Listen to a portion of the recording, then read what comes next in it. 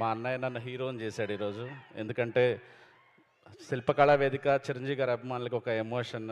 నేను మనందరికీ తెలుసు, ఎన్నోసార్లు బయట పోలీసులతో కొట్టించుకుంటాం. పాసులు దొరక్క, దొంగ పాసులు దొరకవు.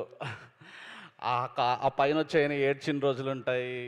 మనందరికీ శిల్పకళా వేదిక చాలా ఎఫెక్షన్. నాకు ఆ కార్నర్, ఈ కార్నర్, ఈ కార్నర్ అక్కడ తోసేసేవాళ్ళు.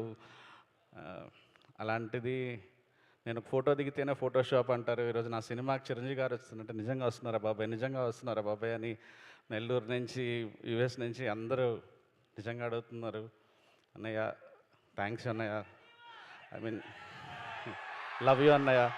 ఈ రోజు నుంచి అదే ఒక సినిమా తీసాను అన్నయ్య, మీరు వస్తే చాలు, నేను కాస్త సేఫ్ అవుతాను, నా సినిమా బయటపడుతుంది అన్నాను. ఒక్క మాట కూడా లేదు. నేను వస్తున్నా, నీకేం కావాలో చూసుకో అన్నారు. అన్నయ్య చాలా అన్నయ్య, నేను మళ్ళీ ఇంకొక రోజు ఈ అవకాశం తీసుకుంటాను అన్నయ్య. థ్యాంక్ యూ సో మచ్ అన్నయ్య.